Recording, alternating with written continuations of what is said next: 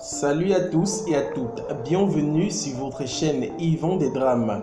Aujourd'hui, je vous présente donc le résumé de la série Catalina saison 3, son épisode 47. Donc, avant de commencer, surtout, n'hésite pas à t'abonner et à activer la cloche de notification pour ne rater aucune de nos prochaines publications. De l'autre côté, dans la maison de Hilda, celle-ci, accompagnée par Catalina, aide donc le père de Catalina à entrer dans la maison. Ils le conduisent jusqu'à dans sa chambre. Une fois dans la chambre, celui-ci a des souvenirs et semble se rappeler de cette chambre. Puis il se met à dire que Catalina est sa fille et il demande après Byron. Mais Hilda ne le dit pas tout de suite que Byron n'est plus de ce monde. Elle dit donc à celui-ci que Byron n'est pas là pour le moment, mais que leur fille Catalina est là pour lui. Celui-ci est très fier et Hilda se met donc à pleurer d'émotion car elle n'arrive pas toujours à croire que le père de Catalina est enfin de retour chez eux. Rota et son épouse acceptent donc d'amener Paola jusqu'à chez eux. Une fois dans leur maison, Rota est inquiet car le comportement de Paola n'a pas toujours changé. Celle-ci continue à être aussi bizarre. Rota se met donc à poser des questions à Paola pour savoir pourquoi est-ce qu'elle est aussi bizarre que ça. Dis-moi un peu, Paola. Paolita, juste une question, d'accord ? Tu vas continuer comme ça sans nous dire où tu étais passé pendant tout ce temps où tu avais disparu. C'est juste si tu veux répondre, hein. Si tu veux pas répondre, c'est pas grave. Je t'ai déjà dit, Rota. Je suis allée juste faire un tour. Mange pas, Paola. Écoute, chérie, viens avec moi. Je vais te préparer la chambre d'Adrianita, d'accord? Tout va bien, n'est-ce pas, ma chérie? Non, ma chérie, merci. Je vais à la salle de bain. Oui, bien sûr.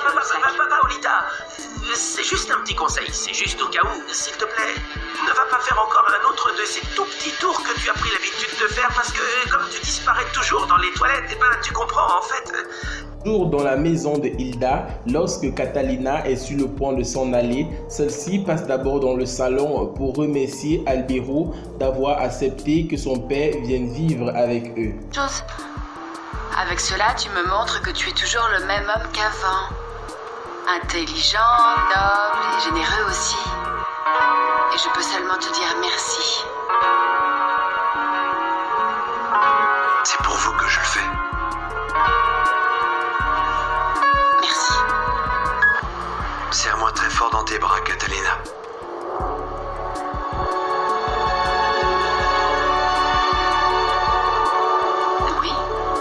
Lorsque Catalina était donc en train de serrer très fort Albero dans ses bras, Hilda sort donc de la chambre. Celle-ci vient à la cuisine et trouve son mari dans les bras de sa fille. Elle ne comprend rien, mais elle avance vers eux. Lorsque Catalina et Albero voient donc Hilda, ceux-ci se sont vraiment très gênés et se mettent donc à parler de tout et de rien. Mais Hilda semble être vraiment très choquée. Elle ne s'attendait pas à ça, pas du tout venant de sa fille et de son mari. Mais elle fait comme si de rien n'était et prépare juste le repas de Carlos. Catalina vient donc dire au revoir à sa mère et s'en va. Albero reste sur place. Celui-ci ne dit rien, il reste silencieux.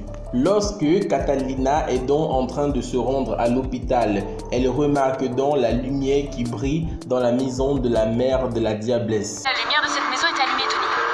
Et là, c'est la maison de la mère de Jessica. Dis-moi que toi aussi tu l'as vue. Écoute, Catalina, à ce moment-là, je faisais attention à la rue. Je ne regardais pas par là. Donc t'as rien vu alors? Non mais... c'est de la paranoïa alors. Paranoïa que j'ai avec Jessica, rien d'autre. En partie, patronne. Quel dommage, Jean. J'aurais voulu lui éclater la tête à coups de fusil à Catalina Santana. Ne dites pas ça, c'était pas le moment. Elle va me le payer, cette garce. Non, patronne. Vous voyez, en ce moment, nous ne pouvons pas faire comme ça. Vous n'avez pas remarqué qu'elle n'était pas seule? Le type qui conduisait la voiture avait tout l'air d'être un agent. Il faudra attendre. Je crois que oui, patronne, c'est mieux comme ça. De l'autre côté, dans la maison de Paola et de son épouse, celui-ci n'est pas toujours convaincu que Paola est vraiment Paola. Il croit que c'est une autre personne qui habite le corps de Paola. Paola n'est pas Paolita, elle n'est plus elle, c'est-à-dire elle est elle, mais en ce moment, elle est plus elle, tout à fait. Écoute, Rota, écoute, elle est Paola, c'est notre amie, elle est chez nous et nous allons l'aider, ok? Rota.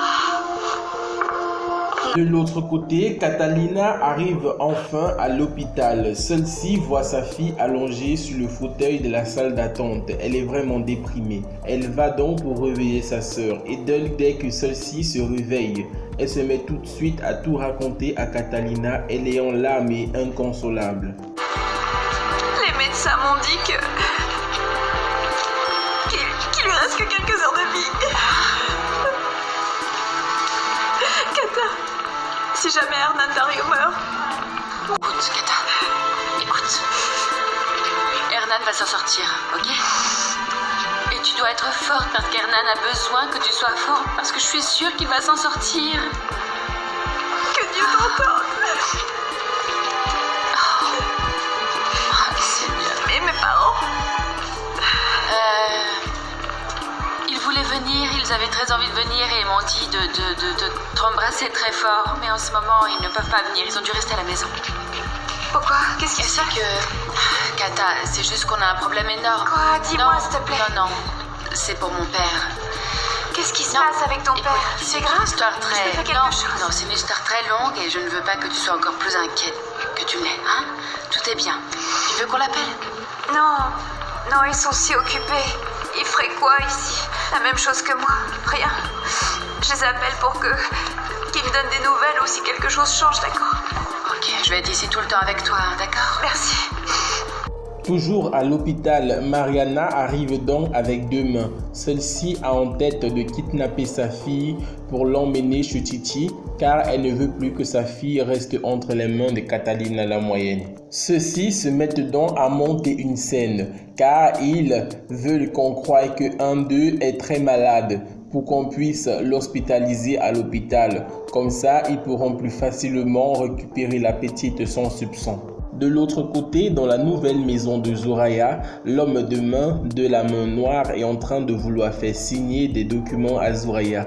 Ces documents prouvent donc que désormais Zoraya et Matteo n'existent plus afin que ces derniers puissent entrer dans leur nouvelle vie. Voici les documents que vous allez devoir signer. C'est quel document? Pourquoi faire? C'est un document où il est dit qu'à partir d'aujourd'hui, vous cessez déjà d'exister. Je suis toujours assez confuse à propos de toute cette histoire, à vrai dire. Ce que je veux dire, c'est qu'à partir d'aujourd'hui, Zoraya et Matteo n'existent déjà plus. Natalia, tu peux me passer le marqueur, s'il te plaît?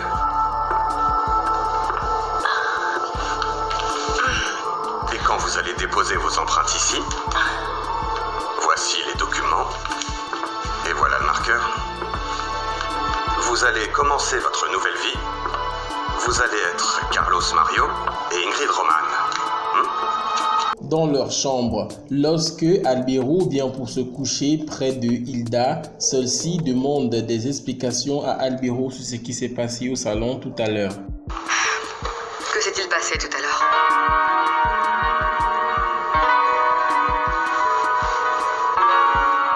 Pour l'accolade? Non, ça va.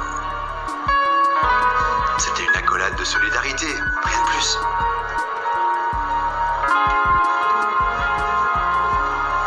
Comme la solidarité que tu as avec ton ex-mari. Me coucher et dormir parce que on pourrait élever la voix et lui il dort juste à côté de nous. Non, nous n'allons pas élever la voix. Je voulais seulement te dire merci, Albero. Merci, pourquoi?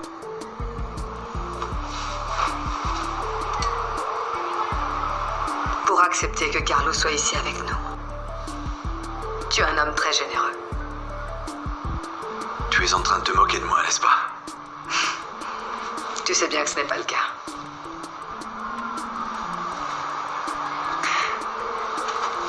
Allez, on va dormir parce que demain il faut qu'on voit comment... Il faut qu'on appelle Margarita. Souviens-toi. Souviens-toi que c'est elle qui a le bébé, il faut qu'on aille le chercher. De l'autre côté, dans la maison de Rota et Vanesita, lorsque Paola est en train de dormir, son sommeil devient subitement très agité.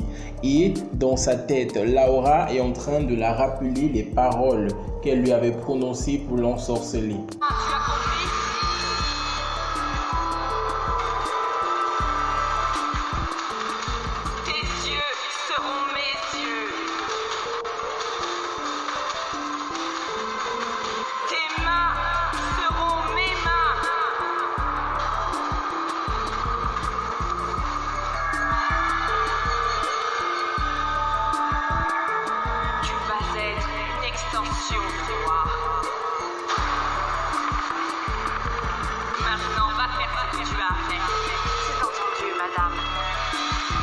Puis Paola se lève donc et se dirige vers la chambre de Rota et de son épouse. On se demande bien ce qu'elle va y faire.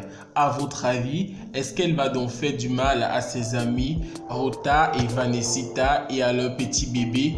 Dites-le moi en commentaire. N'oubliez surtout pas de vous abonner et d'activer la cloche de notification pour ne rater aucune de nos prochaines publications. À très bientôt.